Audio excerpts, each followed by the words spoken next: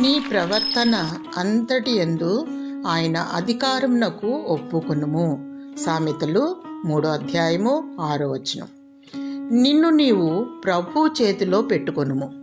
సజీవయాగముగా నీ ప్రాణ ఆత్మ దేహములను ఆయనకు సమర్పించుకొనుము. నీ స్వచిత్తము జరిగించకుండా, సొంత తీర్మానము చేయకుండా జాగ్రత్త పడుము. ప్రతి విషయమందు దేవుని అనుమతిని కోరుకో. నీవు దేవుని ఆత్మతో సత్యముతో ఆరాధిస్తూ మనసంతటితోనూ బలమంతటితోనూ దేవుని మహిమపరుస్తూ సమాధానమును కోరుకో. జీవము గల దేవుని ఎదుట నీ ప్రవర్తన సరిచేసుకొనుము. ప్రభువైన యేసుక్రీస్తు నీకు అధికారిగా, యజమానిగా మరియు ప్రధాన కాపరిగా నీకు తోడయుండి నిన్ను జీవపు బాటలో నడిపించును. భూ సంబంధమైన వాటి మీద మనసు ఉంచుకొనక పైనున్న వాటిని వెతుకుము.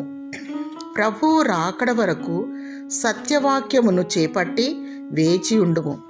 దేవుని అధికారమునకు లోబడి ఓర్పుతో విజయమును సాధించుము. దేవుడు నిన్ను పరలోకపు దీవెనలతో నింపునుగాక.